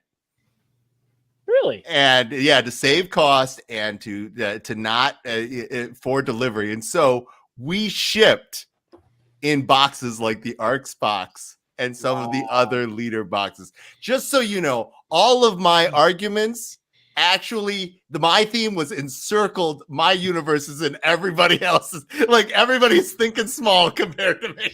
But Bob, you know how much you love deluxe components. Imagine game buying works. miniatures that are worthless. But look at light up standees. So you can celebrate your magical girl transformation, Bob. You really should play it 20 more times, Bob. You'll love it, I swear. All right, Bob. I did not realize that you like recycled all those boxes and stuff. And I think that's pretty cool. So in that spirit, that's the kind of world I would want to live in, where people are willing to do that. And I will give the point to Seppy. Yeah, the scientific method has proven not only is the this Conquest Princess the most powerful robot in the universe, but it is also the best and worst galaxies to live in. The scientific method cannot fail, Tim. Let me so real quick, I want to run through some of the universes I wrote down real quick that I didn't get to use. Okay. Now I really, had I gone head to head with Seppy at the end, I was going to pick processing as my best and worst, depending on what side you are and what your angle is. Oh, you could, that would have won. I would have acquiesced. Processing is so bad. Just for that, right? Depending on the side. I did wholeheartedly come into this knowing that my list is self-sabotage because I am choosing to subject myself to the corporate overlords. Honestly, I think Minority Report would be a terrible universe to live in because of the police state that you would be under, right? That's terrible. But I was trying to skew positive. I was going to talk about Do Androids Dream of Electric Sheep, because when you're feeling bad, you just hook up to a mood organ and you make your mood happy and you're good. You get your religion from TV. You put on a headset, you turn on the TV, and you watch a guy climb a hill while they throw rocks at him, and you feel the pain of him getting hit with rocks. Guess what? Because all that weird shit's in the book and none of it's in the movie. But here's the cool thing about that world, positive. Any pet you want, they will replicate that pet for you. All the terrible jobs, no, they're not going to the migrants or the illegal immigrants. They are going to replicants, and they have a 5-year lifespan, if that, right? 2 years, 5 years. Yeah. So there you go. You can get your Jennifer Lawrence sex bot, or your Sean Young. Get your Sean Young. Oh, I miss Sean Young. Oh, yeah. Sean Young. Get your Sean Young model. Bob, how do you feel about this process? And what was some of yours that you did not get to mention? So my number one that I really wanted to share was a world that I would love to be dropped into, because not only are you protected by Bruce Willis, the Fifth Element. As long as you have the smallest segment of DNA you can make your own Mia Jovovich, right? And you could just build your own, and then you get yourself a flying taxi cab and a job, and life is good. Multipass. Yeah. That would be my The best. Fifth Element is great. Yeah. I also like how quickly I get who you guys are. Like, you guys can say 3 words, and I'm like, oh, that is who. Well, so if I was going to go negative, and I really didn't want to, I did with Screamers, but I really didn't want to go negative. But if I was going to go negative, I was also going to go imagine a world where the United States does not enter World War II, and then as a result of that, more Philip K. Dick, gets on the high tower, the eastern half gets conquered by it's two puppet regimes by the Nazis, and then there's the Japanese Empire on the West Coast. I was trying to do all Philip K. Dick, but I couldn't keep them all positive because there's no way to spin. I couldn't, in good conscience, try to spin that, and that's also technically the past because that's like 1964, so it wouldn't have counted anyways because it was the past. I love Mike for his pandering and gamesmanship and the fact that he just played down into board games. Like, he went in with strength.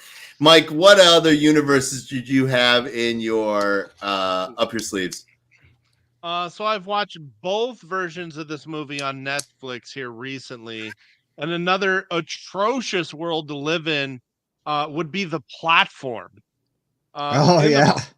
In the Platform. Mike, when are you becoming a movie guy? You were watching these weird movies like Passenger and The Platform. Like, does it have to have a P? And like people in spandex, like tight spandex, and suddenly Mike is there. Like, please, inseminate me, really. Mike's not sitting at home by himself anymore. So I said movies are always social. All right, so in The Platform, you are in a pyramid that has 333 floors. And you get to choose one meal per day. That platform is going to stop at each floor, and it is expected that you'll leave food for the people on the floors below you, but you don't have to. Nobody's stopping you from eating more than one meal per day, and it just stops, and here's this gigantic platform of food, and you can take whatever you want off of it. But if you're on floor 300, if you're on the very bottom, floor 333, you're really just picking at scraps. And I don't know if you guys know this, but I got a little bit of a weight problem. So if I'm on that bottom floor, this is horrendous, where I'm literally just trying to gnaw at the gristle that was on the chicken bone by the time it gets down to me. Okay. That sounds rough.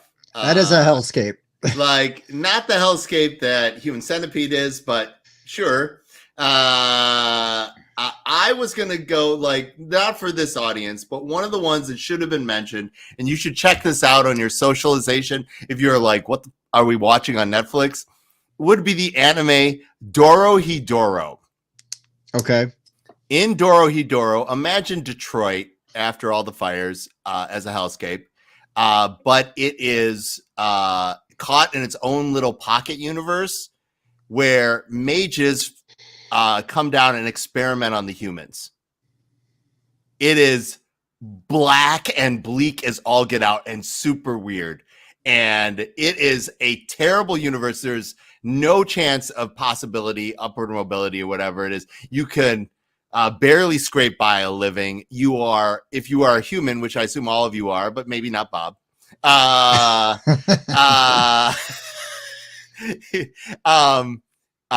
You are subject to mages trying to practice their craft and experimenting on you badly with magic. Nice. And it is one of the most horrible. Like, if anybody would have been able to, like, had seen, like, I thought, like, Dorohedoro is amazing. It's for you, Tim. Tim, if you get a chance to watch this, this is for you. I'm going to check it out. That's D'Artagnan? Yeah, it is D'Artagnan, yeah. What do you want? I fed you. Don't yell at me. Yeah. He's like, what are you doing down here? So the main guy in this story, Tim, it will start with, this guy has a giant dinosaur head for a head. And the very first 3 seconds are him swallowing the head of somebody else. And he has a head inside his head that examines the head he just swallowed. And he's looking for a specific someone. Nice. All right. Literally, this is for you, Tim. You It check is. out Doro Hidoro, and it is everything I promised, and it is for you. That is. Let me just say, Seppy, you get me. I'm just saying. Also, I appreciate that, like, because I wasn't sure. I mean, I should have known, but like, I was legit going to try to go low key Philip K. Dick. Every one of my my whole list was going to be Philip K. Dick. Now I called an audible when I went Wayland Yutani first. Right. And I didn't want to say the aliens universe because that gives it a negative connotation. I wanted to keep it positive. Of course, also that would be a hellish place. I wrote down and then realized that it wouldn't, if I was there, it would be bad. So I guess I could have had it on the negative. But again, I was trying to go positive, was Logan's Run. Oh yeah. Because you just teleport in your sex du jour, at the end of the day, whoever you want, right? You like, it's like Tinder, right? I mean, it was like they beam in. Nah, not today. Like, oh, you'll do. You have nice ankh tattoo. I just put myself on the circuit. Oh yeah. Yeah, there you go. Like here, like what happens? But then I realized that once you're like 30, you have to like put on spandex and go spinning up into the sky and then so it's like Bob Saturdays. He does that. Like. Yeah. So one of the ones that didn't make my list, didn't make the short list, but I'd hate to live in a world where there's just an impending disaster coming, and the best solution that people can come up with was just don't look up. Oh, don't look up. I didn't. I need to watch that. I never watched. You haven't seen that yet? Oh my gosh, it's so good. It's supposed to be. It's on my list of stuff to say. I am surprised that none of you realize that I'm that guy and that I had planned this victory from the very beginning when I picked this topic, like I did the first time. Well, that's why I was going to go with processing, because I was going to use your own game against you. Right. He was going to incept you. I'm like, there's no way these three kind-hearted gentlemen, after the day we had yesterday, are going to let me lose. I'm like, yes, assured victory. Damn it. And my feelings for humanity have been rekindled. Yay! I love lists like this, Seppy. I love having you as a guest because this is like my favorite thing to do is like have a beverage and then yell and cackle loudly and argue over inane shit that doesn't actually matter, and it's just fun to argue about. It's so good, Mike. And Ahoy Kitten is not a sci-fi universe. Oh my god, it was so ballsy. Mike does stuff and he knows that it's going to work on me. He always comes out swinging, whether it's Otto or the autopilot got me like, oh, like I still like it's a robot. It is a robot. It is a robot. Yeah. Keep blowing, Bob. You'll get that thing. Yep. It's amazing. My God. No, thanks so much. Like this is what I needed for the day. I needed the belly laughs, man. Like Tim, you thought so hard about your list. Bob, you thought honestly, like for quality picks, Bob had the best quality picks for the topic. Mike was crawling into people's head, and Tim was in Tim's own head. Listen, man. I'm playing for me. I'm like you were playing for you. You were playing for you. I'm like nobody gets me. Mike's like I'm gonna get 7 degree to cats. Yeah, that's the hipster. That's the Gen X hipster in me. Where it's I'm very glad to see that Mike is watching like poor quality science fiction movies in plenty now. Like he is coming up with these. Now we got to get Bobby to watch a little bit of Trek and I think I watched like a couple episodes of like the OG one. It's just so cheesy. It's like trying to watch the original Doctor Who. Yeah. You've got to grow up with it and understand the context of it. I will say though that Bob, Wrath of Khan is an amazing movie regardless of context. I feel like that one holds up on its own. I think you get enough character development.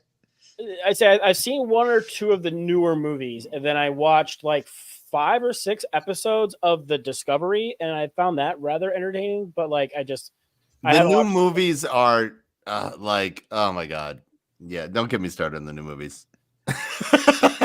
Here's my problem is there's things that I absolutely love about the new movies. I love Carl Urban as Bones. I do love Carl Urban. You Come got on. me there. I love Carl Urban. I think he does a fantastic job. He does a fantastic job. Anton Yelchin, who is now passed, unfortunately, rest in peace, was an amazing Chekhov. And I thought Simon Pegg was a very fun Scotty, and I appreciated the weird take on Scotty. My problem isn't those, and my problem isn't even Chris Pines, who I don't generally like. Of my Chris's, he's not my favorite Chris. Not my favorite Chris. And that could be our next scientific best Chris's. Best Chris's. It is the incoherent storytelling that is so bad. It's listen, J.J. Abrams has never had incoherent storytelling associated with him. Oh my god! I gotta go now. Come on, haven't you watched Lost? Everybody was really happy with how Lost resolved and everything. And they speaking of Chris's, I forgot to mention when you're driving your space taxi, you could turn into Chris Tucker DJing your favorite show. You know? Oh my god. Corbin Dallas. Ruby Rod is like Ruby Rod is that non-binary sexy that people did not realize. Like they were not ready Ruby for Rod that. And Prince. Like Prince was supposed to play Ruby Rod. Oh. So I can't see Prince's ego allowing him to exactly. He couldn't. Yeah. He couldn't. And I love Prince. Tucker was very ashamed after he saw the character because he was like his whole image, and it was really homophobic at the time. But now he is flipped 100. He's like, I am so glad that I did it. It opened my he is completely. Yeah. Well, he went through like a really weird phase right after that and disappeared from movies. And then he's kind of hopefully figured some stuff out. And I would like to see him back in more movies because I really enjoyed him for a while. I was gonna say, I hope that Evan is talking about because I love the Daves I know. I don't know if you guys. I'm sure that's. Love that song. These are the Daves I know. I know. These are the Daves I know. Some of them are David. Most of them are Dave. All right. So I'm exhausted from obviously the whatever. Do you guys mind? Like, I don't know how long this is supposed to do. No, we did our full journey. Yeah. I very much love it. Everybody, the highlights. If you guys, I would love to come back in February for Kaiser Cucumber and the Gangs of Mechanical Corners. If you guys have room on your docket, you have first pick of February, sir. That's amazing. We would be honored, and I'm saddened that we gotta wait that long. So, well, you guys got holiday stuff. You're all family people. It's amazing. You'll do this kind of stuff. But when we turn to the other side, and also in all seriousness, we talked around a lot of things. If folks you think they might be struggling, reach out to them and let them know. And gaming is a wonderful place. And I very much feel like gaming is my tribe of people. And extending that love and that umbrella to others is the greatest gift you can give to anybody else right now. Agreed. Really well said. Really well said. Fellowship is what brings humanity together, right? Passion and friendship, and that is why it is the best universe. And I guess that's why you won, Seppy. Gosh. All right, you guys are wonderful. Mike, can I just disconnect or? Yeah, just pop out. Pop out, Seppy. Right. You're the best. Fantastic. Thanks so much. Thanks for coming, Seppy. Now you guys also have the codified version of how the scientific method works for the four. Like you guys can take the segment out, and now we know this is the point scoring, this is the method, and this is going. And we'll do another scientific method and assignment. And we will find some other brave soul. I would love to hear what your chat says, like what their five were. How hideously booed I am for having gamed the system again. No. The whole thing is working the system. That's the name of the game. Wildcats. Okay, bye. Bye, Seppy. Bye, Seppy. Oh my God, Seppy just always right. He is just one of my favorite humans. He is so much fun to be around. Oh my God. And also, guys, way to bring it with the lists. like I ran upstairs to grab another beer, and Kelly's like, "You are laughing like way too loud." And I'm like, I needed these laughs today so bad. I mean, work has just been work. You know, the universe is universe, and there's just nothing better than to get to have some drinks with some friends. And yeah. I should have known. Here's what really makes me mad about Mike's pick. Which one? Ahoy Kitten. Oh, Because going out about your number 5. No. Mike's other picks were legit. And honestly, Mike, like your most brilliant one was Arcs. That was a fucking fastball where they're looking for a changeup. I'm just telling you, like, to watch Bob struggle with Arcs, and the case you presented was damn near bulletproof.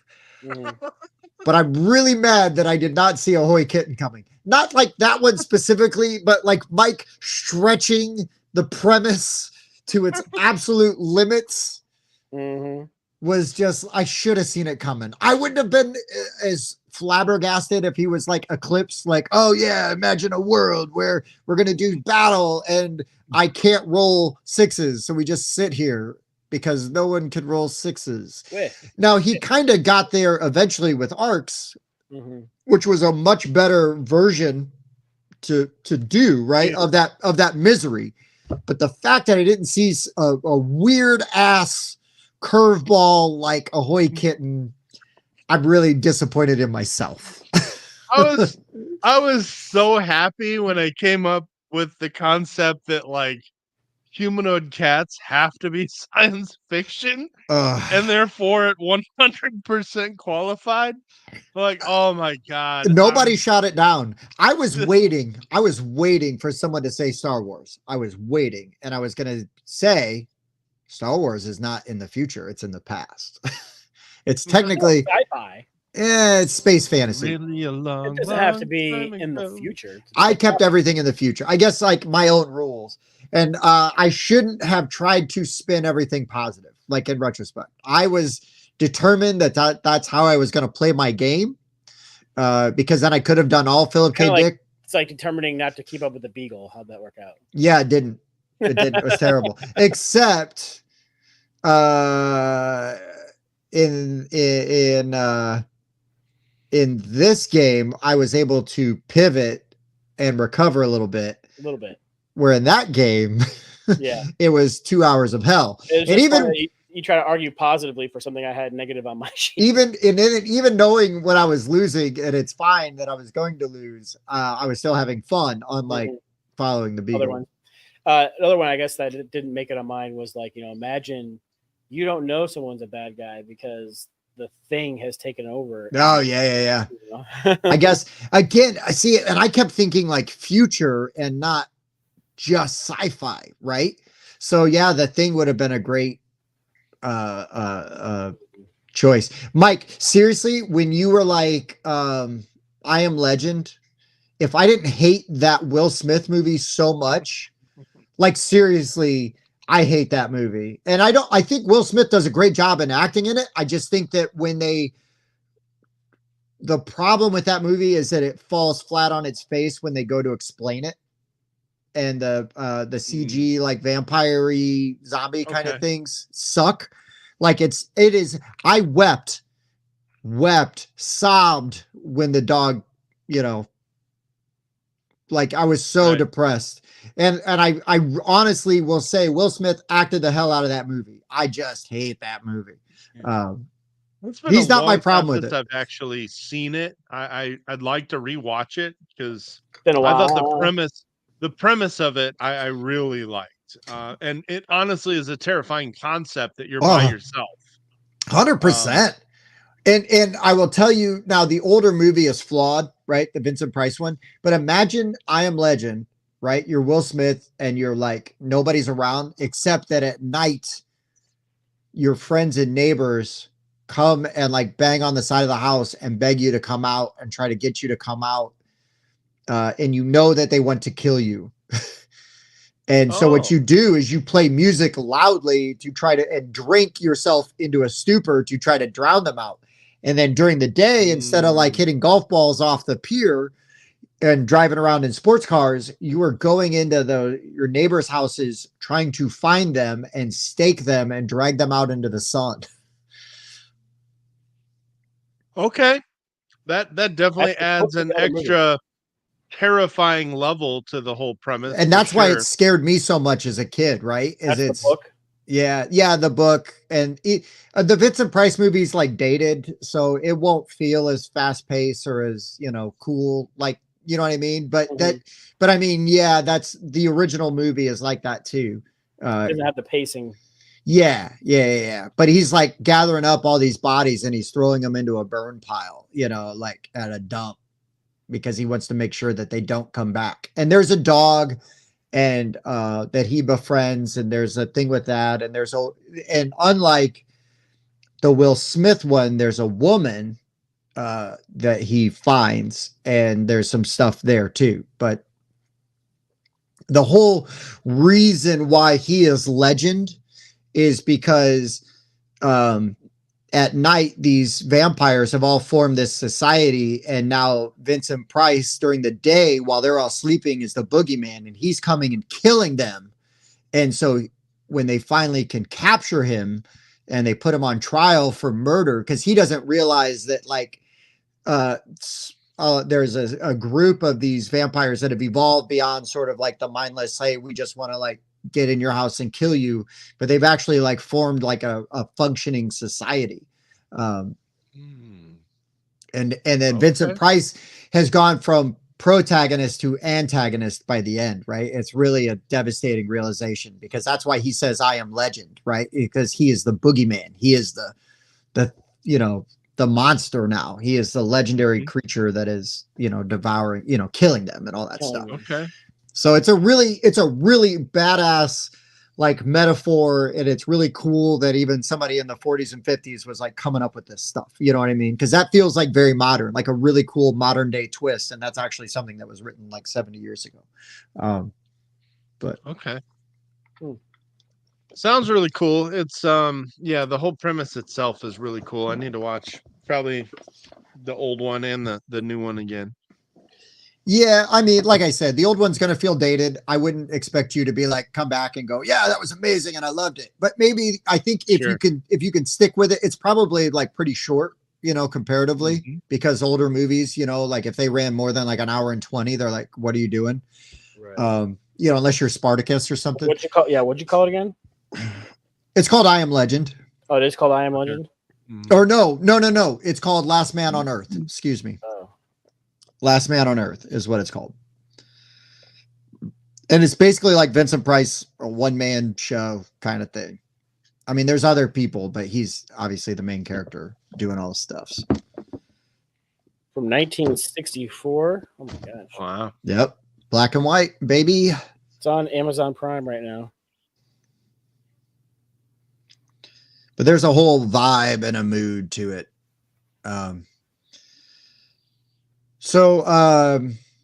We will have to figure out, we need to do this kind of battle royale. Yeah. Okay. I told you it's old and dated. I'm not going to try to zhuzh it up. Nope. There's parts of it that might look or, seem kind of cheesy because it's dated. But I think by the end of it, it tells a very compelling story. And if you find yourself having trouble with the movie, maybe just get the audiobook or something and listen to it,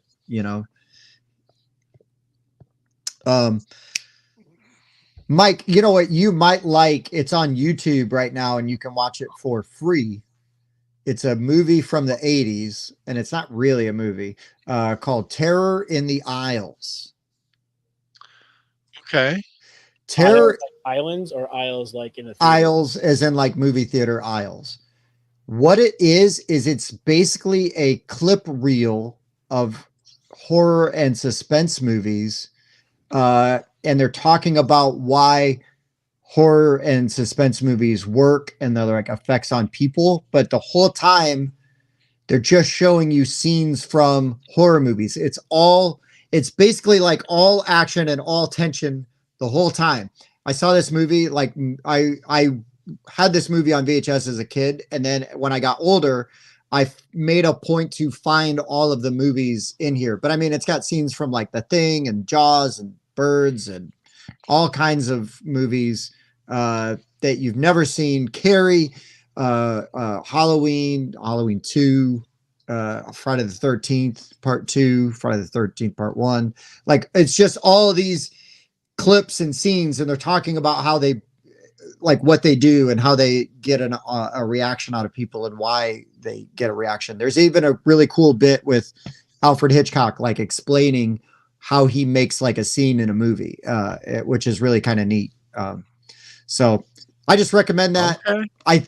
Because honestly, because even though you're going to see a bunch of stuff from like movies from the 80s and before, because it was made in the 80s, because it's all just like the good stuff and none of the fluff, I think you will find it pretty interesting, and it will give you a lot of points of reference for other movies. So okay, let's put that out there. Of course, a couple weeks ago was Halloween, and we had Sean Jockerman on talking about horror movies. And I ended up watching Creep 1 and 2. Yes. Later that week. I really enjoyed those. Man, he came with the recommendations because I hadn't seen Creep either. And it's funny, Mike, because you and I both watched those and we came away like really liking both, but we liked the other one more for different reasons. But that's the beauty of it, right? Like there were parts in 2 that spoke to you or you found more interesting. And there were parts in 1 that I found more interesting. But I felt both movies were great. Like I really enjoyed and would recommend both of those movies. I would say you have to watch 1 before you watch 2. It's not one of those. It's not one of those where you can just jump into 2. You need to watch 1. No. But 1 will not feel like homework. I think you will have a great time with 1, and I think you'll either have as much fun with 2 or enjoy it more, like Mike did. That ending of the first one. What's it streaming on right now? Netflix. Netflix. Yeah. Free. Well, if you have Netflix, free with subscription. Free with subscription. How much is the subscription? Well, it's free after the subscription. Yeah. It might be on Shudder and stuff too. I don't have Shudder, but yeah, that was a good one. That ending of the first one. Oh my God. Spoilers. You know, like, yeah. There's a scene. Okay, so this doesn't really spoil anything, but there's a scene in the first one, Mike, that was so disturbing to me, and it involves the Peach Fuzz mask, and he's blocking the door. Yeah, and he's not talking while he has the mask on. He's just shaking his head, yes or no. That was so upsetting to me. That was so upsetting to me. And you just legit do not know what's going to happen next. You know what I mean? Like I was on the edge of my seat and I'm like, what the frick is going to happen? That scene was incredible. And I think that my problem with 2 is 2 never gave me a scene that had me that like amped up, while 2 was still really, really good and satisfying. I'll give you that 1 keeps you on the edge of your seat because you don't know what's going to happen. 2 does that, but you already know his shtick, so it's not as much of a surprise. Right. Yeah, that's fair. But I really think the videographer that's like filming everything amplifies that second one. I feel like instead of just it being a 1-character movie, it's now a 2-character movie, and she really nailed it. She's really good. She is really good in that. I 100% agree with you. She is really good in that. Yeah, she's really good. I'm gonna get sushi. You guys figure out what's next. Are we doing just 1 or are we calling it? Or flip 7, I mean? I don't have it set up. Okay. It is 10, so we've been going at it for 2 hours, so. Come on, Sting. 2 hours, that's nothing for you. You got to get tantric with this. Yeah, I've been tired. I've been doing a lot of stuff. Stressed at work. But you know, Oh, dude. it's frustrated with a lot of that CES stuff. It's like they give you all these problems to figure out, but then it's like, oh, it's a national account and you can't do anything about it. And so you try to contact them and nobody wants to answer their phone. And it's just Well, and the other problem is you get a thing taken care of and you're not going to see it reflected on your CES score for 6 months. yeah. Why does it take so freaking long? I don't understand. Yeah, it's stupid. It is stupid. Well, Mike, we think we might just call it at 2 hours. Bob doesn't have Flip 7 set up, which is fine. You know, this was a really good cathartic night. If anybody out there that's watching plays Aliens Fireteam Elite and wants to play with us, hop on the Discord, let me know. Yeah, it's fun. It's super fun. Mike, you should get on there and play it. It's cross-platform. I'll check it out. It looks cool. I'm not sure it's gonna be on sale anymore. You might want to hurry up and check it out while it's on sale. Over the weekend, Bob, I prestiged my Demolisher class and unlocked a new class, Recon. Do you have the Recon guy yet? Oh, no, I didn't realize you could prestige like that. Do you have the expansion? Mm-hmm. Yeah, I got the Ultimate Edition. You have to beat the full game. I haven't done that yet. Because I keep starting over with everybody, you know, and doing the first like 4 or 5 missions over and over again. Well, while you guys were at Nerdapalooza and I didn't have Notre Dame football to watch, I got on with randos. Yeah. Excuse me. I will tell you without spoiling stuff, the you know how normally at the end of like a scenario, you've got to last, you know, X amount of time, fight off waves. Like Left 4 Dead-ish. That's why I like it. The last mission, it's like, okay, like it's so hard to get there. And then it's like a minute and a half, right? The timer's going and you're like, okay, perfect. Hold them off. We hold them off. And then it's like, oh, there's another thing. Okay, now you do this. Another minute and a half. And it's seriously so many times. It's more than 4. I will tell you that. Wow. And you are just wave after wave after wave of getting your ass kicked. So stockpile the sentry guns. Dude, it was amazing. It was incredible. It was tense. I was playing with 2 randos. It was super fun. So Alien Fireteam Elite, Mike, please jump on. If you played like Left 4 Dead, it definitely gives me Left 4 Dead vibes with xenomorphs. You will not be instantly terrible at it. I will tell you that. Yep. If you play any third-person shooter, you're gonna be good. I've looked into it and it does look fun. I would say just even be remotely competent and you'll be fine. Like, because we don't have to go in on like nightmare or insane modes. You know what I mean? Like we can play on regular mode and you will be able to play and level up your character and have a good time without feeling awful about it. Yeah. I'm going to enjoy it more if one of you guys really laid into me for how much I suck afterwards. Well, we could do that. We should do that. I think we should do that. Make you feel like a piece of crap for, come on, Mike. Yeah. My whole argument was just give it more time, but I understand. I should have taken the other tactic and just said, you're an idiot for not liking not this. Being as good at me because I've played these games forever. Right. Mm-hmm. Right. It looks good. I will say though that I do have one friend that does play and he's consistently terrible. And at least he has fun being bad. Yeah, he does. He's also kind of bad at Alien Fireteam Elite sometimes where you're like, what are you doing? What are you doing, dude? Yeah. Like, listen, I just said, stay here. Well, I thought I could go over there and do it. Well, why did you think that? You don't have like 0 health and no med packs. Yeah, or you show up to a place where you got to hold off. You're missing this much health. It's like, oh, look, a med pack. I'm going to use my med pack and then pick this one up. No. Wait till we're done holding them off. Then you use your med pack and then pick up the fresh one.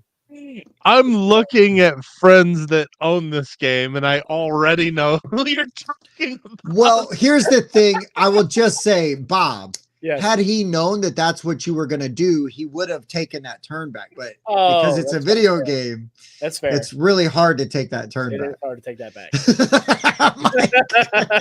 back.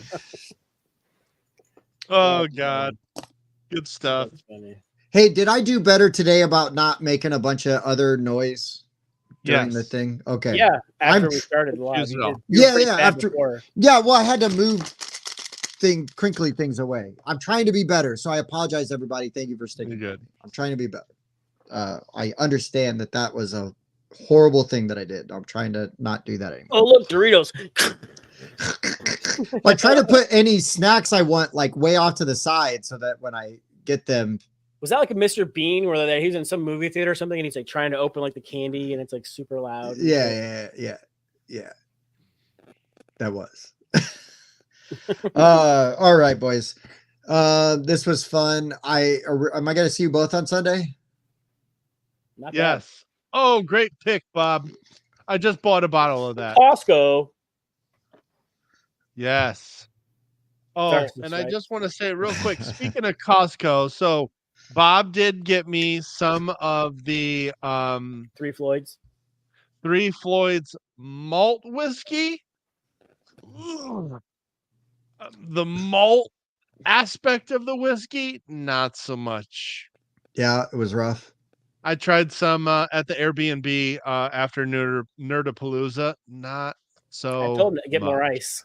Okay. Oh, Yeah. question for you guys. In there. What was each of you? What was like your favorite game you played at Nerdapalooza? And we will give Nerdapalooza more love next week. We won't like keep it like going super late talking about it. But what was like your favorite game you played? It could be something you've already played or it was a new thing. I mean, Unconscious Mind was fantastic, but Yeah. Andrew and new friend Shane humored me with some letters from Whitechapel. Oh, nice. And we had a blast. Like the first round, they're kind of like, okay, well, he's over here. And they got on my trail, but then I got to my hideout. The second one, like I was able to kill somebody and get to my hideout without them finding any clues. But then by the last night, they caught the third night, they had me almost caught, and then like they searched an area and then they walked away, and then I moved to that area and I was able to get to my hideout. Nice. Yeah, and then the last night though, they did manage to catch me. I thought I was going to be able to just like sneak around with my one buggy and then move in on the last turn in 2 turns, but instead of searching, like, you know what, we're just going to arrest here, and they got me. Nice. So it was fun. That's cool, man. Mm-hmm. That's cool. How about you, Mike? Agreed with Unconscious Mind. It is fantastic. Lots of combos, tons of different ways to get one single thing done. And I really feel like I just barely scratched the surface of it after one play. I do want to add though that I thought Rock Hard 1977 was kind of disappointing. Yeah, I've got to play mine. I haven't even popped a shrink off of mine yet. It was. I don't know if I I'm gonna. just didn't see, like, besides the hype, besides it being DeVere, besides it being the components and that theme, I just didn't think the mechanics did anything special. It felt very repetitive.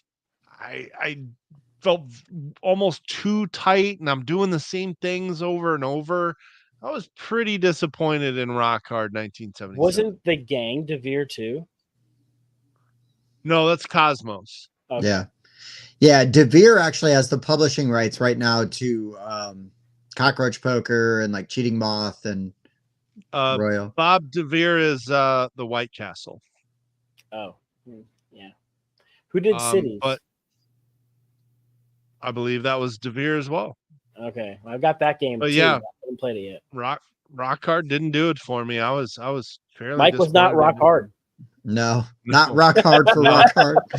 I was baloney soft. I do think you guys will. I think Mike will really like Belgian beer race dice. Bob, you probably like it too. Dice. The rule book sucks and it has wooden dice. I'll tell you that. And then I want to play it with you guys because I wonder how my experience will be versus how I did play it. But I want to play with you guys the Haunted Box Top Pinball game. It's sort of like Tumbling Dice. It's not as good, but it's sort of like Tumbling Dice. Yes, Evan. Bologna soft. You heard that right. That's right. Oh boy. Oh boy. But yeah, man. All right. Well, that's cool. I'm really glad you guys had a good time at Nerdapalooza. It was nice. It's really hard for me during football season. I was explaining that to Jason. I'm like, man, it's tough because my wife, may or may not be at a football game. I may or may not have my kids. Good duty. Yeah. Well, plus, Mike forgot his apnea mask, so that was awesome. Oh, I was exhausted all weekend. I see how it is. Mike starts like hanging out with a chick, and his brain just goes out the door. What? Mm-hmm. What do you mean? How'd you know I was hanging out with a chick? I never said I was hanging out with a chick. Listen, we know. Your friends know when stuff's happening. You don't have to say. Here's Mike the whole weekend. No, just the ride there. And back. Maybe a little. Yeah. Right on. Well, that's good though. Hey, finally. Yeah. Finally, Mike's long drought has come to an end, and maybe he's found somebody he is deemed worthy to spend time with. Yeah, apparently my cousin wasn't. She's a mess. She's a long way away. Yeah, I mean, that is a problem. Yep. Sounds like a really bad. Yeah, Bologna Soft does sound like a really bad video game studio. Bologna Soft. And I'm not sure what Jazz was talking about, but being Bologna Soft. Hey, wait a minute. Wait! Wow! The brain is science. It's science. I just hear Ron Burgundy. Anytime you follow up a statement like that with "it's science," yeah, it's definitely a Ron Burgundy voice. I was typing up an email, and manager came up and he's like, "Tell them to fucking do this, and that." And so I just started typing exactly what he was saying. Like, no, don't actually say that. I was like, "Hey, Burgundy's gonna put anything in the prompter." That's man. it. That's it. It's in the prompter. I gotta type it. It was funny. Oh, that's so good. That's so good. All right, guys. Well, tonight was amazing. Seppy did not disappoint, but he never does. Right. We're gonna have to talk to like a future guest about doing another battle. Yeah. And we can try to do one on our own. I'm nervous to do it without Seppy, but like because Seppy just does such a good job of running it. Yeah, dude knows what's up. Clearly, he is a game designer and has run games. Good night, Evan. But yeah, everybody that popped in, thank you so much. If you're watching it on the rewatch, thank you so much. We've got tons of videos coming out. We've got some really fun top fives that are happening that I can't wait. Doing like one a week or so. Yeah, we're gonna have a few. They're gonna be popping. So stay tuned for that. We do have a Patreon if you want to watch us play games in sort of a raw, uncut fashion. You also can refer to that as the European fashion. The European fashion. And I think we're even going to do some like early release videos on the on that thread as well. Mm-hmm. So all things to keep in mind if that is something you'd like to do. But we appreciate you supporting the show just by your presence, your comments, and your thumbs. Also join us on the Discord for more polls and other things. I can't believe I really thought that Van Damme Seagal poll might have had a better back and forth, but like everybody, that was the first 100% poll, right? Dang. Clean sweep. Like air splits. Nobody likes Fat Seagal. Well, nobody should like Steven Seagal. He's a monster, but right. I mean, he was good in License to Kill and that other one. He wasn't in License to Kill. You're thinking License to Kill. Yeah, Hard to Kill. Yeah, Hard to Kill.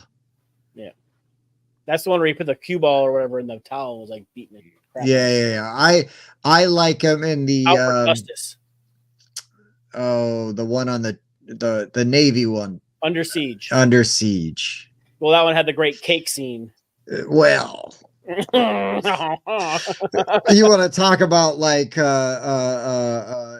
formative scenes as a child? Yeah, dude, my VHS was wore out. Yobagoya. Yeah, Mike, if you haven't seen Under Siege, Tommy Lee Jones. yeah, man, that's a legit good one. I don't think so. Yeah. Yeah. Steven Seagal's a It's unassuming good Navy 80s cook. action. Yeah. Yeah, it's legit good. Okay. It's fun. Yep. All right, boys. Well, you guys have a fantastic night. Thank you, everybody, for watching and for the board game rundown. I've been Tim. Bob. How's Mike? We'll see you next time. Peace and love. We'll see you guys. Good next job, time. Stonemeyer. A 7.3 repeating. Heating.